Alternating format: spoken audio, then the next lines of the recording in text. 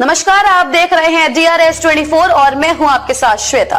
तो चलिए रुक करते हैं आज की प्रमुख और बड़ी। थाना ताजगंज क्षेत्र के ग्राम कलाल खेरिया में पीड़ित की दुकान में हुई लूट और मारपीट करने वाले बदमाशों के खिलाफ अब तक नहीं की कोई कार्रवाई। पुलिस की इस कार्यशैली से पुलिस पर उठ रहे सवाल। थाना ताजगंज क्षेत्र के गांव कलाल खेरिया में पीड़ित जगदीश प्रसाद की आय ज्वेलर्स पर बदमाशों ने हमला बोल दिया। षड्यंत्र रचकर हथियार साथ लेकर कार से UPSC FZ 4094 से आए और पीड़ित के साथ गाली गलौज करने लगे, जिसका पीड़ित ने विरोध किया तो आरोपी निवासी बमरौली कटारा, लोहागढ़ व लकावली सुमेश कुमार, राजकुमार, सूबेदार व 1 दर्जन से अधिक लोगों ने पीड़ित की दुकान पर हमला कर दिया और पीड़ित के पुत्र अविनाश और गिरजा के साथ मारपीट की और दुकान से सोने, चेन व मोबाइल फोन, दुकान की चाबियां छीन ली और जबरन दुकान पर कब्जा करने लगे। चीख पुकार की आवाज सुनकर पीड़ित की पुत्री जब नीचे आई तो आरोपियों ने पीड़ित की पुत्री के साथ में भी अभद्रता की और कपड़े फाड़कर छेड़खानी की।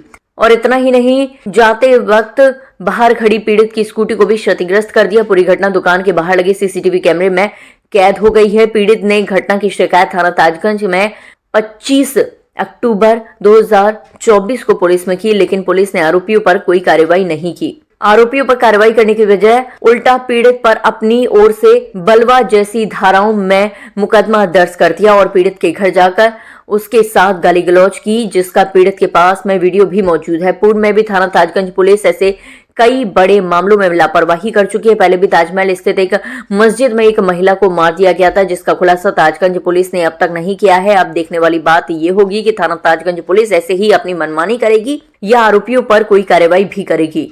पीड़ित कई महीनों से अधिकारियों के दफ्तर के चक्कर लगा रहा है, लेकिन उसकी सुनवाई नहीं हो रही है और विपक्षी गण पीड़ित परिवार को जान से मारने की लगातार धमकी दे रहे हैं। पुलिस के संरक्षण में दे रहे हैं धमकी, जिसके बाद पीड़ित ने आज पुलिस कमिश्नर से न्याय की गुहार लगाई है।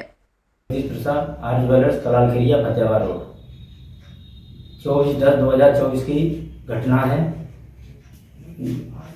दुकान पर ताले तोड़ने 3 लोग ताले तोड़ रहे थे, ताले तोड़ रहे थे, जिसमें हरिओम का लड़का अनिल और देवेंद्र और जनक सिंह। और जैसी आवाज़ आती है तो मेरी बगल में ही दुकान है, तो जैसी आवाज़ आती है तो आवाज़ सुनकर मैं चला जाता हूँ।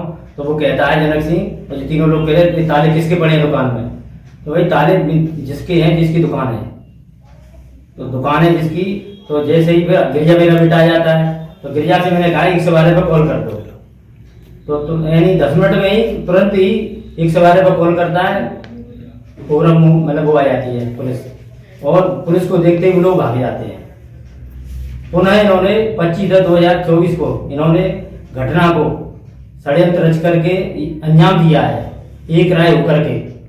ये लोग 4 पहिए के वाहन से आए हैं और कुछ पैदल आए हैं। अविनाश दुकान खोल रहा था, खोलते समय उस पर हमला बोल दिया और मेरा बेटा गिरजा भी आया, मतलब तुरंत ही वो भी आ गया, मतलब खेत से, और उस पर भी हमला बोल दिया और उसको लाठी डंडों से मारा पीटा है उसको, और उनके बहुत चोटें आई हैं। और मोबाइल यानी तोड़कर क्या उसको छीन कर ही ले गए हैं और लूट करके, और सोने की चेन दोनों बच्चों से ले गए हैं।